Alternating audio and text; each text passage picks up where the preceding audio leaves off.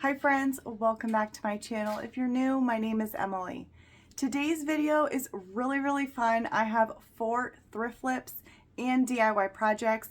I'm going to be using molds for the first time. We're going to be using salt wash. I have scrap wood projects and, like I said, thrifted items. I'm really excited to share these projects with you. So let's get started. This first item is one that I've actually had in my house for a really long time. My husband and I kept our keys in it, and it is a wooden shell. I used to live by the beach, and so it went really well with my nautical decor, but I don't live there anymore, so I'm switching it up, and I decided to give it a makeover for my booth. So I am giving a good solid coat with, it is, I believe, Savannah Mist by Dixie Belle, and I'm giving this entire shell, top and bottom, um, 2 good coats.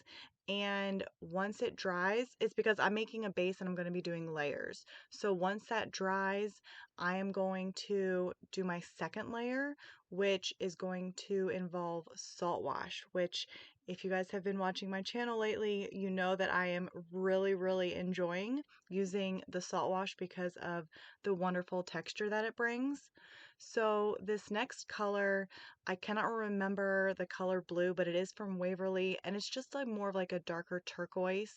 And I'm adding a little bit of salt wash to it. I don't really do any measurements. I just kind of start adding salt wash to the paint until I get the texture that I'm looking for. And in this case, I wasn't going for super chunky, but I did want some texture, kind of reminding me of kind of like sand, since this is more of like a beachy item. And I originally was just going to do certain areas, and then I decided to coat most of it with this salt wash layer. So I spread it to make it go a longer way. I do kind of paint it on, and then I start stippling it with my chip brush. And then on the inside here, I only do the parts of the shell that are raised, if you can see, and then like the lip of it, and then everything else on the inside, I keep that original Savannah mist blue. And I do let that dry until it's for a couple hours, and then here's that wonderful texture that the salt wash gives. So once that fully dried, I did 2 or 3 coats of this bare white. It is actually called, I believe it's farmhouse white. And I really do like the bare chalk paint, but I realized for this that it is a little thinner than the other chalk paints that I was using. So that's why I had to do so many coats, on top of the fact that it is white and I'm going over blue. But I did, like I said, 2 or 3, probably closer to 3 coats on most of it. And then I let that fully dry. And from there, I decided to sand it. I started with hand sanding, and I wanted to bring the different color blues and some of the texture through. So I was hand sanding, and I didn't want to wet distress. So I decided to grab my hand sander, and it made this sanding part so much easier because that salt wash is like hardcore stuck on there, which is good. It's what you want. But I also did notice that some of the blue was smearing into the white. And I don't know if it's because it was different. I used 3 different types of chalk paint. So I'm not sure if that had anything to do with some of the blue smearing underneath the white as I sanded, but I got the desired effect I was looking for. And then I did seal it with white wax or with clear wax. And I kind of wish I had just done a polycrylic. So if I had to redo it, I would do it with polycrylic. But let me know what you guys think.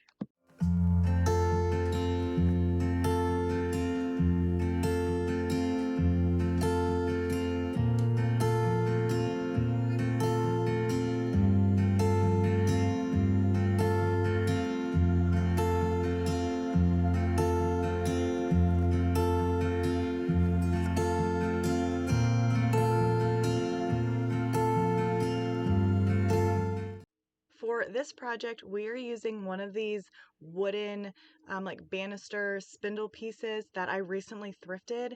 I will link that video in my description box if you haven't seen it. And we're going to be making a set of candlesticks.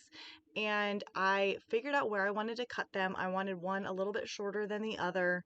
And I had my husband help me because I was going to try and cut them myself with the miter saw, but he said the way that these were designed, it probably wouldn't be very safe for me to do it. So I let him do it for me, and I just filmed. He, as you can see here, is using the Japanese saw to take the top part off, and then from there he went to the miter saw to cut the rest of it off. And this piece that he's cutting off is scrap, and this is where he is using the miter saw to cut down the other pieces that I wanted. So you're gonna see that he's cutting this piece here, and this is one of the candlesticks. The other piece he just cut is the other one, and then I wanted to raise that one up, and so I'm using a little piece of the rest of that leftover wood as a base for the taller one. So he got them all cut, and then I had to figure out my plan on how I wanted to paint and finish them. Before I could do that, I had to glue things together. So I'm using Titebond wood glue, and I make sure to smooth it all out, and then when I place it on the other piece of wood, I am going to kind of weigh it down to make sure it doesn't shift at all as it dries. And I'm also going to clean up any of the glue that does ooze out because, I'm going to be painting it, so I just don't want any of that, the wood glue to be seen. So these two tins are going to be in next week's thrift haul video. I had to pre-film that thrift haul video because I will be out of town. So a little sneak peek for next week, but I did grab these from the thrift store, and there are plenty more for me to do more of these types of candlesticks. So I'm very excited, but I'm using E6000 to attach the tins to the top, and I do weigh both of them down, and I let them sit for a couple hours for everything to like set up. And then I decided for this pair I wanted to do more of a simple farmhouse look. So I started to paint it white and realized that I wanted to add wax to the corners and to random parts along the rim so that it would have like this nice distressing look. So that's why I started to paint, and then I wiped off the sides to add some wax. And with this candlestick, I got a lot of bleed through on the base. So I ended up using shellac on the taller candlestick. I had to do 2 good coats of shellac, and then on this one that I'm painting right here, I just did 1 good coat of shellac, and then I repainted it white, and no more bleed through. So I didn't even think about the fact that it would have bleed through, but the wood I'm using is raw wood, so it did have some bleed through, but the shellac definitely did cover it up, and you cannot see it at all anymore. So I'm very happy about that. But once the paint dried, then I'm taking my detail sander. I love this sander. I got it for Christmas. My husband got it for me, and I will, if I can find it, I will link it in the description box because it is battery operated, so I can take it anywhere, and I love it. And it has a soft sanding pad as well as like the regular sanding pad, so it works really, really well on items, especially like around the ribbed areas of these candlesticks. It works great. So I sanded it down to what I was looking for, and then like I said, I wanted to keep this simple, so I ended up just doing a clear wax as the finish. I let it sit for about 10-15 minutes, and then I buffed it off. And this one is done. I have, I think, 3 more of these large unfinished banisters, and I cannot wait to make more candlesticks and try different colors and different painting techniques and different things with them. So definitely stay tuned because I have more to come.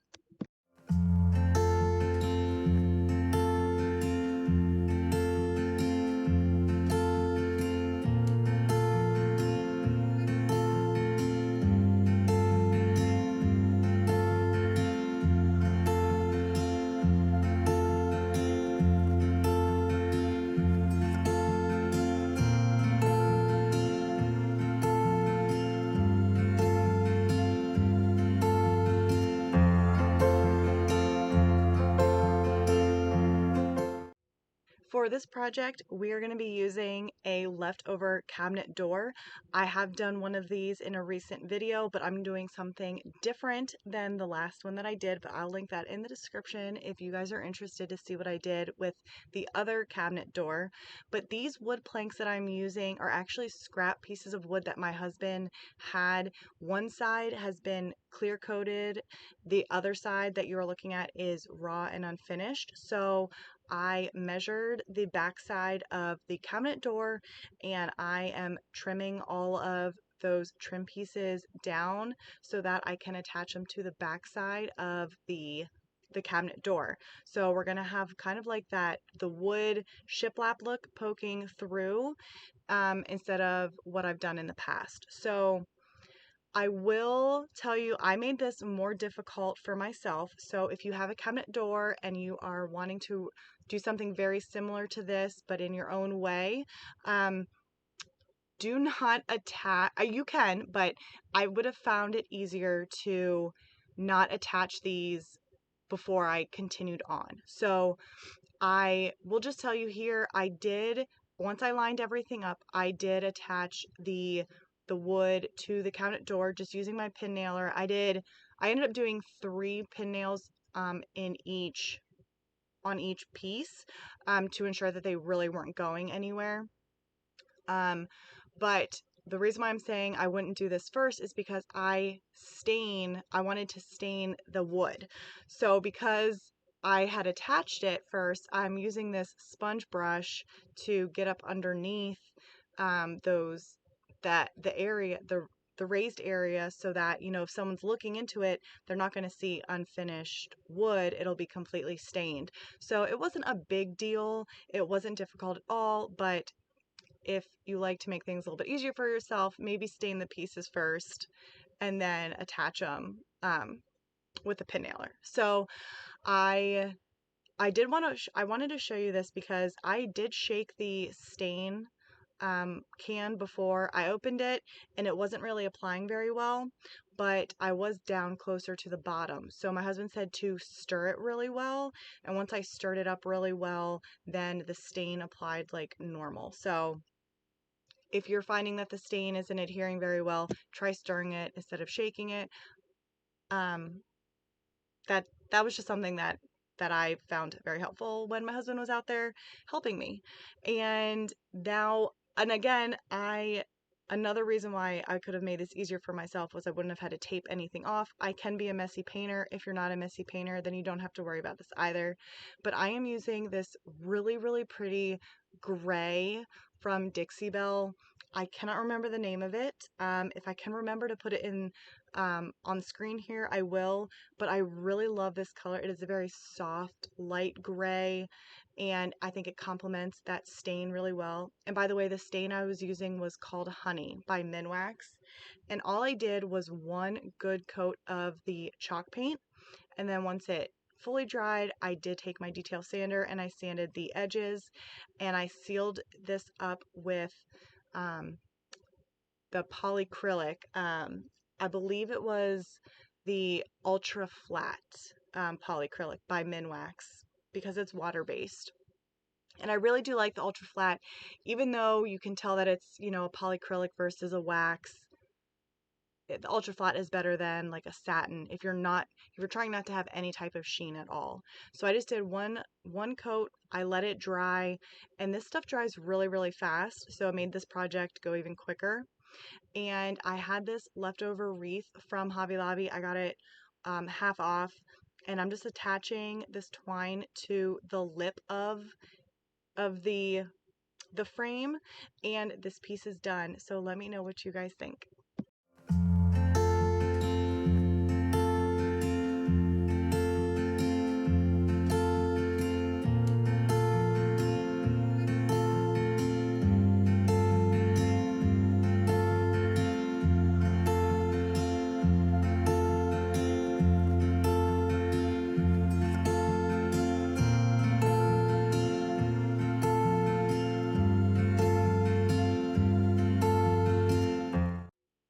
For our last project, we're going to be using these wooden corbels that I thrifted.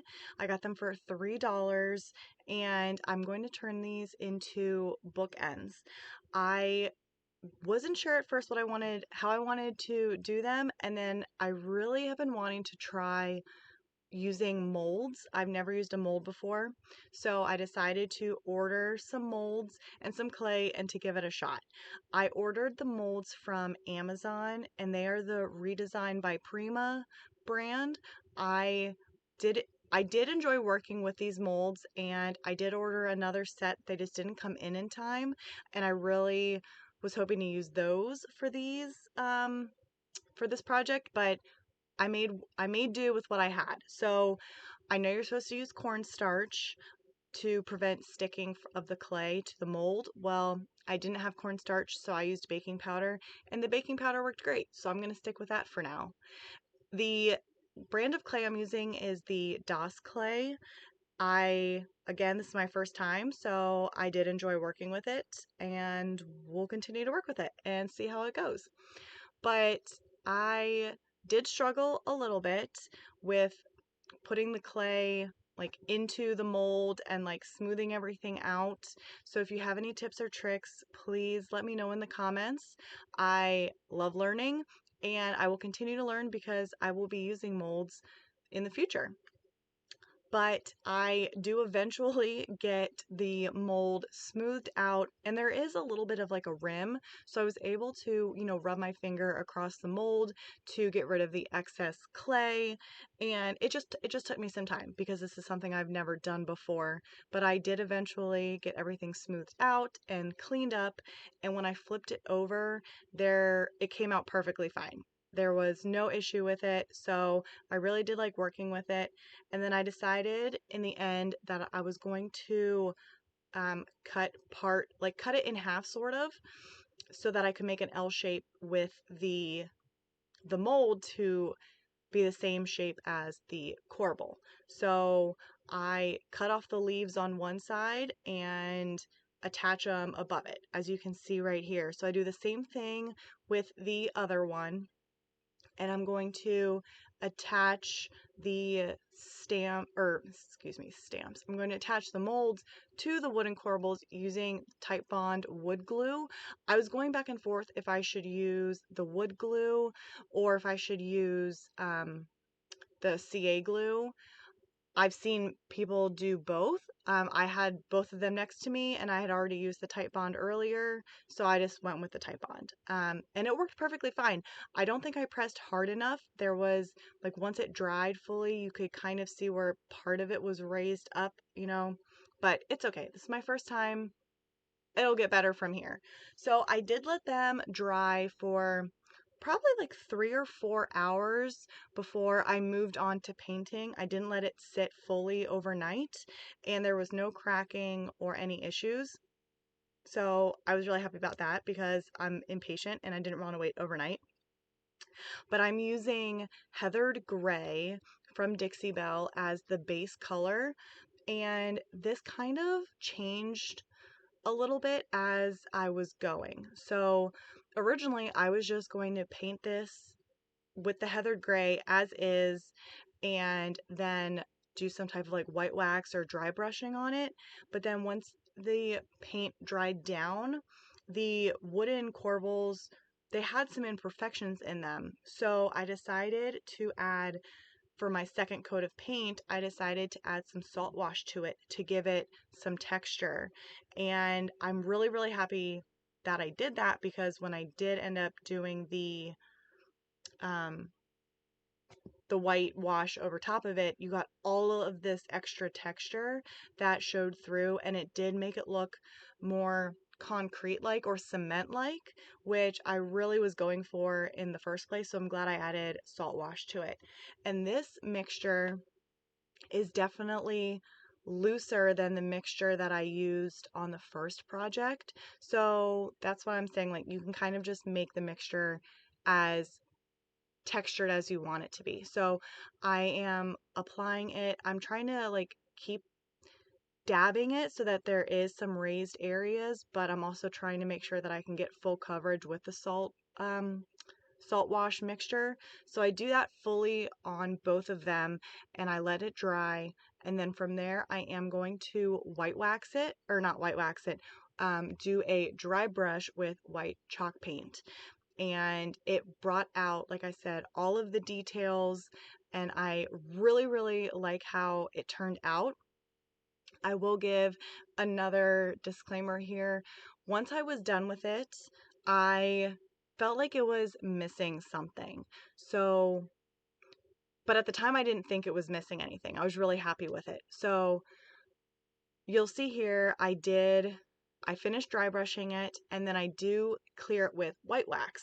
Well, or clear wax. Oh my goodness, I cannot talk. I seal it with clear wax and then I let it sit. I took my photos and like my video of the finished product because I was happy with it. But then as I kept looking at it, I was like, I feel like this needs a little something else. So I end up adding metallic gold paint just very faintly to the raised areas of the um, the clay mold, and it just popped so much more. So I didn't film that because I just did it on a whim, but I'm going to show you that as well. So you're going to see what it looks like before I did the gold and after the gold, and you'll have to let me know which one you prefer.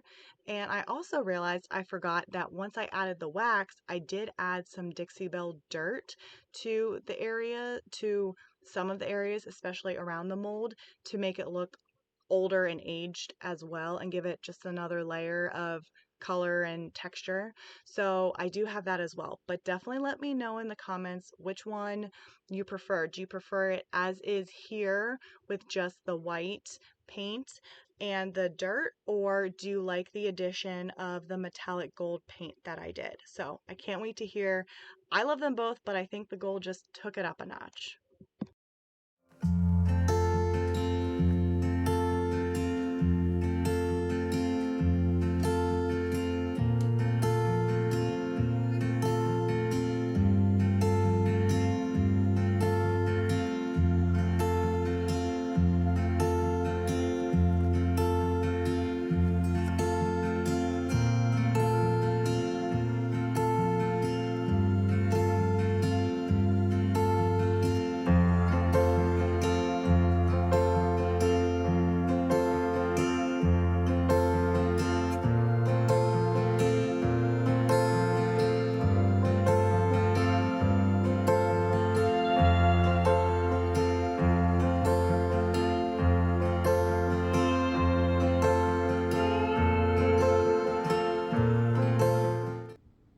I hope you guys enjoyed this video, and please let me know in the comments which one was your favorite.